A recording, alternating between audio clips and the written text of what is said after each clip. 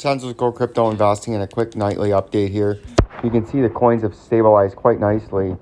We did get liquidated out of our trade. We ended up with a 6.25% profit. And we once again thank you for our new member of Jabroni Killer. You picked up another one today, and I appreciate your support as your most trusted source for blockchain technology and cryptocurrency breaking news and technical analysis in the coin market, right?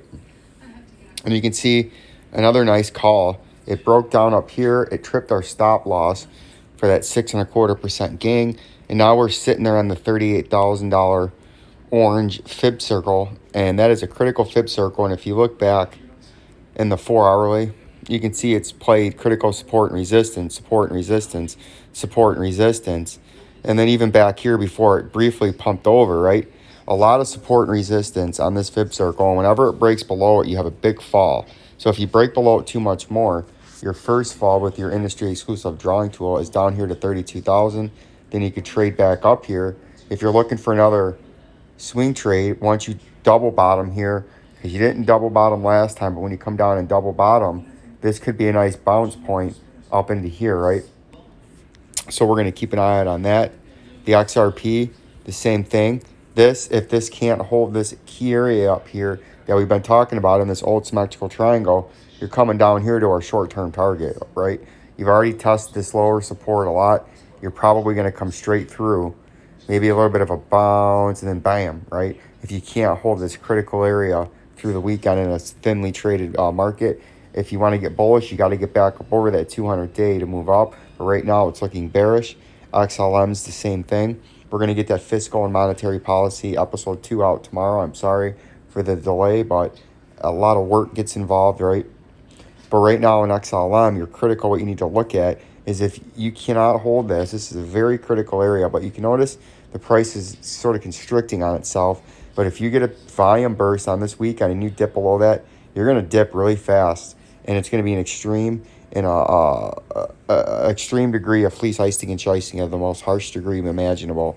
If you're in this coin and you breach the 17 cents, right, it's going to fall hard and fall fast, right? So be very cautious in here. If you break that 17-cent dotted line, you're going to come down to that underneath target if you can't hold that 17 cents.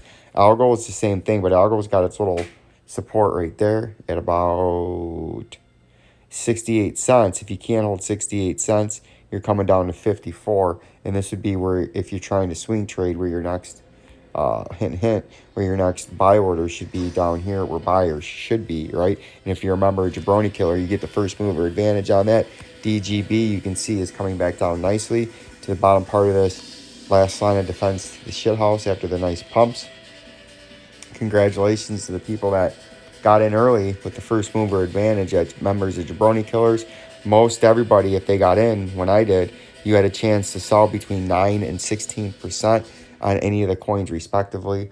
But you can see DGB, unfortunately, here is coming down to the technical target of this falling channel, which is right here at 0.00444438, which is the bottom part of this channel right here, right where you formed. You have your first support, your first resistance right here, first support lines up in your little box down here.